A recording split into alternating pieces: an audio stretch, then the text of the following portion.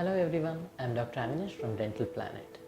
Today, let's talk about one of the very important topic in dentistry, that is bad breath. How many times have you come across your friends or relatives who have bad breath?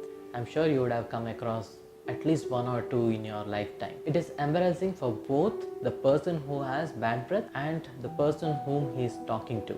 So what's the cause for bad breath? 80% of the time it is because of poor oral hygiene. Person is not brushing their teeth properly, there is lot of deposition on the tooth surface, and as you know, these deposits have lot of microorganisms, bacteria in it, and that causes bad breath.